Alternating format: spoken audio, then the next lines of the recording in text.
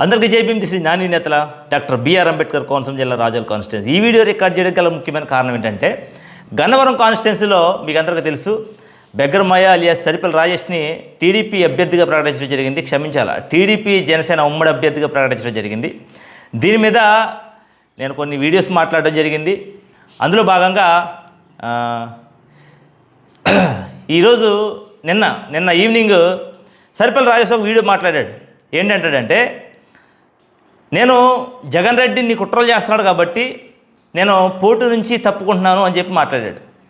వాస్తవానికి వాడు పోటీ నుంచి తప్పుకోవట్లేదు, వాడిని ఆ కాన్స్టిట్యున్సీ నుంచి తొలగించారు అని నేను చెప్తున్నాను. ఎందుకంటే నాకున్న ఇన్ఫర్మేషన్ ప్రకారంగా చంద్రబాబు నాయుడు గారికి కానీ లోకేష్ గారికి కానీ వీడి మీద పూర్తి అవగాహన లేదు. ఎవరో చెప్పినటువంటి సొల్లు మాటలు విని వీడిని అభ్యర్థిగా ప్రకటించారు. అయితే ఎంత పెద్ద స్థాయిలో బ్రాహ్మణ సంఘాలు, కాపు సంఘాలు, బీసీ సంఘాలు, హిందూ సమాజం, ఇలా దళిత సంఘాలు, ఇలా అందరూ పూర్తి స్థాయిలో ఒక వ్యక్తి మీద ఇంత వ్యతిరేకత ఉంది అని తెలియగానే పార్టీకి కూడా డ్యామేజ్ కలుగుతుందని చెప్పి ఇమీడియట్గా వాడిని తొలగించడం జరిగింది. దాన్ని వీడేదో కవర్ డ్రైవ్ చేసుకుంటున్నాడు. ఇక విషయంలోకి వెళ్దాం. ఏంటి మాట్లాడుతున్నావు నువ్వు? జగన్ రెడ్డి ఒక దళితుడు పోటీ చేయడం నీకు ఇష్టం లేదా? ఒక సామాన్యుడు అసెంబ్లీకి రావడం నీకు ఇష్టం లేదా? నిన్ను ప్రశ్నిస్తాడని భయపడుతున్నావా అంటున్నాడు. నేను విషయంలోకి వెళ్దాం. అరే, నీకు అసలు ఏమన్నా తెలుసా, లేకుంటే తెలియక మాట్లాడతావా? ఒక దళితుడు పోటీని అడ్డుకోవడానికి ఒక రిజర్వ్ కాన్స్టిట్యున్సీలో నిన్ను తప్పిస్తే ఖచ్చితంగా ఇంకొక దళితుడికి సీటు కేటాయించాలి. రిజర్వ్ కాన్స్టిట్యున్సీలో ఒక ఎస్సీ ఓడిని తప్పిస్తే మరలా ఎస్సీ ఓడికి సీటు కేటాయించాలి. ఎవడో వచ్చి పోటీ చేస్తానంటే సాగదు. ఇక్కడ రాజ్యాంగం ఒప్పుకోవద్దు దానికి. ఈ మాత్రం కూడా తెలియకుండా ఎలాగరా నువ్వు?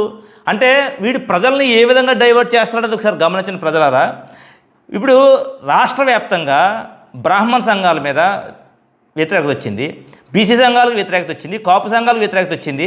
చాలామంది ఇండైరెక్ట్గా వర్క్ చేస్తున్నారు వీడి మీద, చాలామంది డైరెక్ట్గా వర్క్ చేస్తున్నారు. చాలా టీవీ ఛానల్స్లో డిబేట్లు జరుగుతూ ఉన్నాయి. ఎందుకని ఇంత అలరా జరుగుతూ ఉందంటే, జగన్ రెడ్డి అంటే ఇంతకాలం వీడు చెప్పే సొల్లు కథలు అనేటువంటి జనాలకు నేను చెప్తున్నాను వినండి. ఏమండి, ఆయన ఒక రాష్ట్రానికి ముఖ్యమంత్రి, 151 ఎమ్మెల్యేలు కలిగినటువంటి బలమైన ప్రభుత్వాన్ని ఏర్పాటు చేసినటువంటి ముఖ్యమంత్రి. ఆయన ప్రభుత్వాన్ని మానేసి, పరిపాలన మానేసి, రేపు ఎలక్షన్ ఎలా చేయాలనేది అది ఇవ్వనేసి, ఎవడో బేవర్స్ గార్డు సామర్లకోటలో భోగం మేళం దగ్గర ఆటో కెరాలు వేసుకున్నటువంటి బేవర్స్ గార్డు వాడు ఎక్కడో పోటీ చేస్తాడేమో, వాడు ఎక్కడన్నా అలర చేస్తాడేమో, వాడిని ఎలా తొక్కేద్దాం, దీని మీద కాన్సన్ట్రేషన్ చేస్తాడా ముఖ్యమంత్రి గారు? రెండు బచ్చాగాడివి ఆయన ముందు. ఆయన దాకా ఎందుకు అసలు నీకు నాకు అర్థం కాదు. ఒక ఎమ్మెల్యేనే పట్టించుకో. ఎప్పుడైనా నువ్వు అసలు గమనించావా?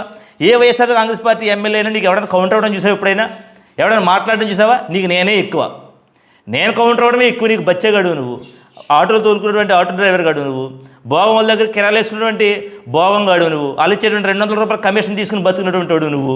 నీవు ఇవాళ ఒక ముఖ్యమంత్రి స్థాయి లీడర్ నా కోసం మాట్లాడుకున్నాడు అనుకోవడం నీ అవివేకం అవుతుంది రాజేష్. ఇక విషయంలోకి వెళ్తే, జగన్మోహన్ రెడ్డి గారు చెప్పారా నీకు హిందూ దేవుళ్ళని తిట్టు రాజేషు, అగ్రకులపు అమ్మాయిలు పెళ్లి చేసుకొస్తామని చెప్పు రాజేషు అని జగన్మోహన్ రెడ్డి గారు చెప్పారు నీకు.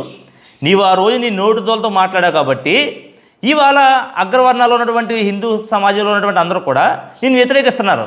ఆ రోజు నీ నోటుతోలు ఎక్కువైపోయి హిందూ దేవుళ్ళు దూషించావు కాబట్టి ఈరోజు హిందూ భక్తులందరూ కూడా నిన్ను వ్యతిరేకిస్తున్నారు.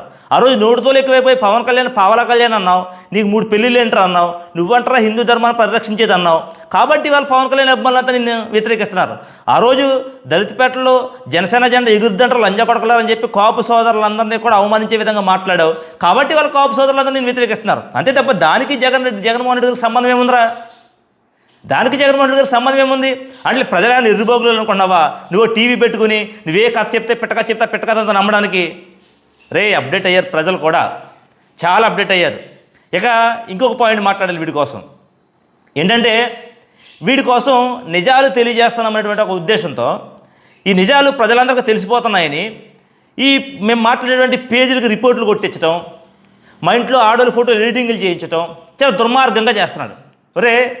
ఎప్పుడైనా కనీసం నీ భార్య కోసం తప్పుడు కథనాలు రాసామరా మేము?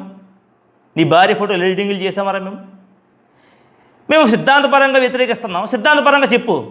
ఇంట్లో ఆడోళ్ళ ఫోటోలు పట్టుకొచ్చి బూత్ బొమ్మలకు ఎడిటింగ్లు చేసి నీ నీ నీ లుచ్చ బాధ్యత లుచ్చ కామెంట్లు రాయించి ఎంత దుర్మార్గంగా తయారవుతున్నటువంటి నీవు ఇవాళ చెప్తున్నాను చూడు, సరిగ్గా ఏదో ఒక రోజు దేవుడు సరైనటువంటి శిక్ష వేస్తాడు నీకు. ఖచ్చితంగా దేవుడు శిక్షిస్తాడు నేను. ఎందుకనంటే నీవు చేసినటువంటి పనులు అలాంటివి. నీవు ఏ దేవుడిని నమ్ముకున్నటువంటి క్రిస్టియానిటీని నమ్ముకున్నటువంటి ప్రజలు నేను రక్షిస్తాను నువ్వు వచ్చావో, ఏ పాస్టర్లకు అండగా ఉంటాను నువ్వు వచ్చావో, ఏ క్రైస్తత్వం మంచిదని నువ్వు చెప్పావో, అదే క్రైస్తత్వాన్ని అదే పాస్టర్ని చాలా దుర్మార్గంగా బూతులు తిట్టినటువంటి దుర్మార్గుడు నువ్వు. ఖచ్చితంగా దేవుడు ఎదురు బుద్ధి చెప్తాడు నీకు. కాబట్టి సమయం ఉంది, వెయిట్ చేయాలంతే. ఎగిరెగిరి పడుతున్నావు కదా. ఖచ్చితంగా ఒక సామెత ఉంటుంది ఏంటంటే 100 గుడ్లను తిన్న రాబందు కూడా ఒక తుఫాన్ దెబ్బకు పోద్దంట. ఖచ్చితంగా బలమైన దెబ్బే తగులుతు రాజేష్, నీకు నిజంగా చెప్తున్నాను. నేను చెప్తున్నాను, నువ్వు వాళ్ళు రాసి పెట్టుకో. ఖచ్చితంగా ఒక బలమైన దెబ్బ తింటావు. ఆ దెబ్బతో నీలాంటి వాడు ఇంకొకటి రావడానికి భయపడతాడు సమాజంలో. నీలాగా హిందూ మతానికి క్రైస్తవ మతానికి మధ్యలో గొడవలు పెట్టేటప్పుడు ఇంకొకటి రాకుండా భయపడతాడు. చంద్రబాబు నాయుడు గారు మీకు చెప్తున్నాను నేను, ఇవాళ ఏం సందేశం ఇద్దామని ఇలాంటి మత విద్వేషాలు రెచ్చగొట్టేటువంటి మీరు పార్టీలో ఎంకరేజ్ చేస్తున్నారు. పార్టీకి అధికార ప్రతినిధి అనే పదవినిచ్చారు.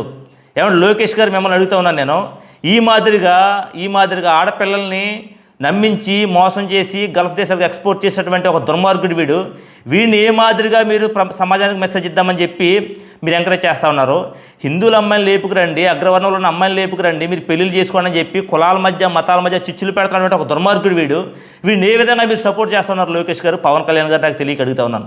జనసేన పార్టీకి కొన్ని సిద్ధాంతాలు ఉన్నాయని ఎంతకాలం నమ్మివ్వండి అని. కానీ ఇదే పవన్ కళ్యాణ్ గారు ఇవాళ ఉమ్మడి అభ్యర్థిగా వాడిని ప్రకటించినప్పుడు ఎందుకు మీరు అబ్జెక్షన్ పెట్టలేదు? ఎందుచేత మీరు నిన్న ఒక డిబేట్లో జనసేన పార్టీకి సంబంధించి ఒక అధికార ప్రతినిధి చెప్తున్నాం, జనసేన పార్టీ బేషరతుగా సరిపల్లి రాజేష్కి మద్దతు ఇస్తామని చెప్తా ఉన్నాడు.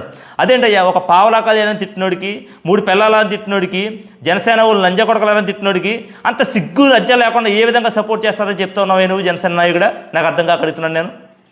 ఇంకోటి కూడా చెప్తున్నాను నేను, మీరు చంద్రబాబు నాయుడు గారు, పవన్ కళ్యాణ్ గారు, లోకేష్ గారు మీకు చెప్తున్నాను, దళితుడికి టికెట్ ఇచ్చి వెనక్కి తీసేసుకుంటారని చెప్పేసి దళిత సమాజానికి వ్యతిరేకత వస్తుందని మీరు అనుకుంటా ఉన్నారేమో. అస్సలు రాదు. ఎందుకని చెప్తున్నానంటే, వీడిని ఎప్పుడో దళిత జాతి వ్యతిరేకించింది, వీడిని ఎప్పుడో దళిత జాతి వెలేసింది. వీడు మా జాతి కాదు, మా జాతిలో పుట్టిన చీడ పురుగు అని చెప్పేసి ఎప్పుడో దళిత సమాజం వీడిని వెలేసింది. ఎప్పుడో ఎస్సీ సామాజిక వర్గం వీడిని వెలేసింది. ఎందుకంటే ఎస్సీ సామాజిక వర్గంలో జాతి కోసం ఉద్యమాలు చేసే నాయకులందరినీ దూషించినటువంటి దుర్మార్గుడు వీడు.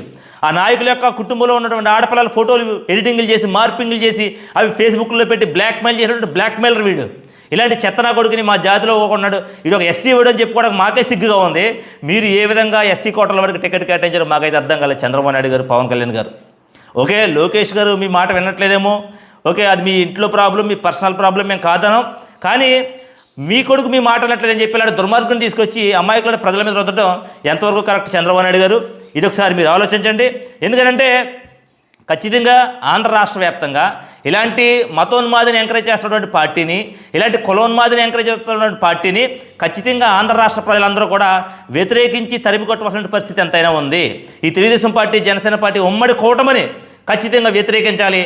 ఇలాంటి దుర్మార్గుని వెంటనే పార్టీ నుంచి సస్పెండ్ చేయకపోతే, ఇలాంటి దుర్మార్గపు వ్యాఖ్యలు చేస్తున్న సరిపల్లి రాజేష్ అనేటువంటి వాడిని తెలుగుదేశం పార్టీని సస్పెండ్ చేయకపోతే ఖచ్చితంగా ఆంధ్ర రాష్ట్ర ప్రజలందరూ కూడా, బ్రాహ్మణ సంఘాలకు గనక సిగ్గుంటే, అదే మాదిరిగా ఎవరైతే ఈ ఉద్యమాలు చేస్తారో మీరందరూ కూడా మీకు విశ్వసనీయత ఉంటే వీడిని సస్పెండ్ చేయకపోతే తెలుగుదేశం పార్టీని బాయ్కాట్ చేయండి అయ్యా.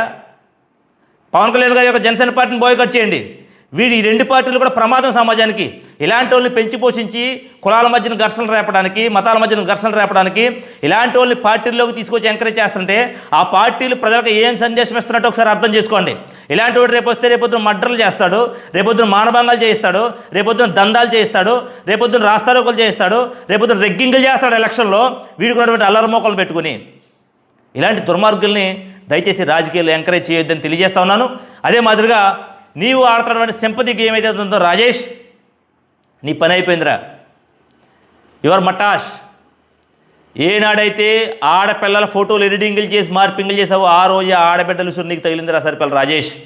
ఖచ్చితంగా రానున్న రోజుల్లో సరైన బుద్ధి నీకు ఆంధ్రప్రదేశ్ రాష్ట్ర ప్రజలు చెప్తారు, నేను కూడా చెప్తాను. కంగారు పడకు. Thank you. This is Nani నేతల డాక్టర్ బిఆర్ అంబేద్కర్ కోనసీమ జిల్లా రాజోల్ కాన్స్టిట్యున్సీ. Thank you.